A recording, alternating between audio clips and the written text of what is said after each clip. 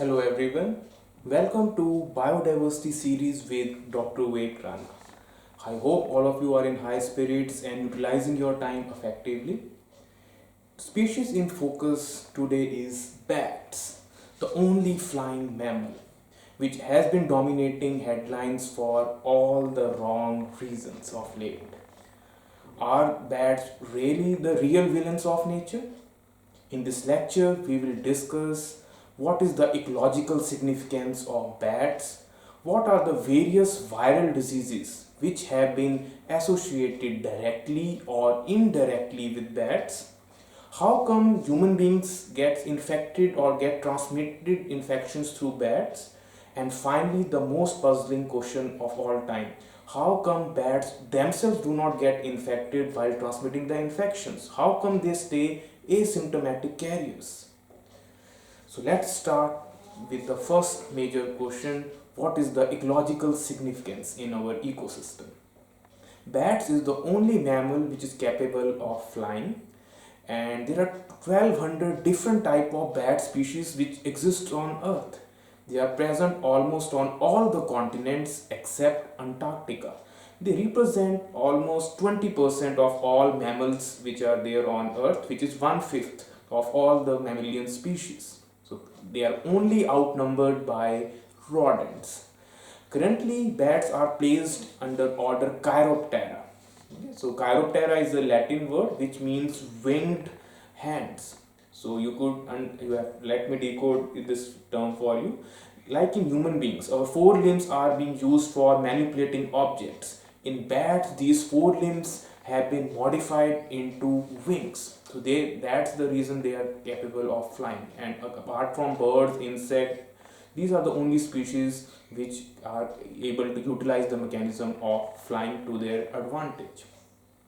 In literature as well as in entertainment, bats have been negatively portrayed. They are associated with fear, darkness, death. If you are a movie buff, you must have watched the Dark Knight trilogy, Batman series. In that, there is a scene in which the young Bruce Wayne falls in a pit and is intimidated by bats. And that's the fear with which he grows and eventually overcomes to use it as a symbol to intimidate the criminals. And if you are watching some horror movies, there are a lot of vampire bat stories which further alienates the audience from this iconic species. So once again, coming to the main picture, that how come they have been portrayed so negatively? Is there any positive contribution of this species to our ecosystems? First and foremost, they act as major pollinators. They are involved in pollinating various flowering species, various commercial crops, and even the fruits such as mangoes, bananas. In fact, they are considered as keystone species. Keystone species is a species on which numerous other species depend for their survival. If you remove a keystone species from an ecosystem, numerous other species are likely to get impacted negatively. And there is a possibility even the entire ecosystem could collapse. So there is no way we could eliminate these bad species because they are keystone species like a top carnivore like tiger. Secondly, they also keep a check on various pests and insects. A single bat is capable of consuming insects equivalent to its own weight. So in nature, the prey-predator balance is critical for a healthy ecosystem. So it keeps indirect check on the population of some of the negative insects as well, which makes them is included in their positive contribution. And also the excreta and the waste they discharge contains nutrients, so it acts as a natural fertilizer for a lot of flowering species. So overall we could say the bats are playing quite significant role in our ecosystem, and they have every right to exist and just illuminate the ecosystem in which they are prospering. The problem starts when the human beings are destroying their habitat and there is an undue interference in their daily activities, because then the wildlife human interface is likely to give rise to the problem of zoonotic diseases. So let's discuss what are the various viral diseases which have been directly or indirectly associated with these bats. There's a long list. I will just be highlighting the major ones. So you could almost in last 5 decades, the most deadliest and scariest viral attacks on humans, from Ebola in Congo to Marburg, which originated in Germany. Recent cases have been in Uganda, Hendra in Australia, severe acute respiratory syndrome in China, the MERS, the recent COVID-19, which SARS coronavirus 2 is being currently linked to the bat species once again. They are likely reservoirs if the cases are to be natural ones. And also the Nipah is also included. Even the rabies attack also has been associated with them. So you could see there is a long list of diseases, and some of them are quite fatal. And you will see that each viral disease is different in its own way. Some of the viral diseases have low fatality, like the SARS as well as the coronavirus. Since they belong to coronaviruses, they impact respiratory system, and the 4% to 12% is the range. But if the virus belong to the phyllo category, like there is Ebola or Marburg, fatality could be almost 80%. So you have to understand, like in Nipah and Hendra, they were Nipah viruses. So to cut the story short, there are almost 60 different type of viruses which have been hosted by bats across various decades. And on average, each single bat is carrying almost two viruses. And since they live in flocks in large colony, the viruses are being transmitted quite easily from one bat to another. So that's the reason they are carrying a heavy load of virus in their secretion, right from saliva to the excretory matter. Now coming to the third part, that how come the human beings are getting this infection transmitted from bat, since bat is a flying mammal.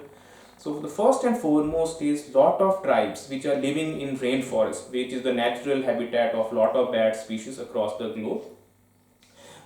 They are hunting bat species and consuming it as a bushmeat. So that's where the problem starts. A lot of times, like in case of Ebola and other viral diseases, so the accidental transmission has taken place. If you are consuming a bat meat which is carrying heavy viral load, the virus can be transmitted to the humans, and then human to human transmission takes place. The second angle is when the bat is moving from one fruit to another, and it may leave its secretion, like it through saliva, through urine or feces, and accidental contact by some intermediate animal or human being, and the infection can get transmitted. Because in SARS also it was observed there was a civet cat which has been attributed as intermediate host. And in case of COVID-19, there are some reports that pangolin, the most trafficked mammal, might have been the intermediate host through which the infection might have been transmitted to humans. The third angle could be some vampire bat species which are really minuscule. They might be just feeding on some livestock animal like horses or pigs or cattle, and they might be transmitting the viral load into the secretions. And once again, the human beings operating in those farms can catch the infection. So this is what the transmission is about. So once again, it cannot be ruled out that the accidental transmission is the main reason through which the human beings are catching infection from this species.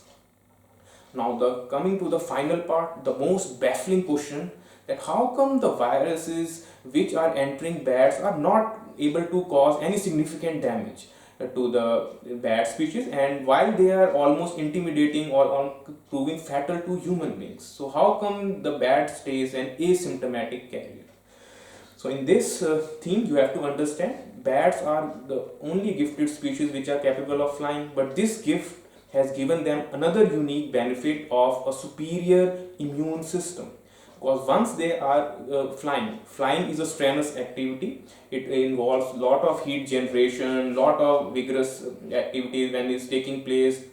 Your metabolism rate shoots up, and eventually it mimics a fever state because high temperature is generated.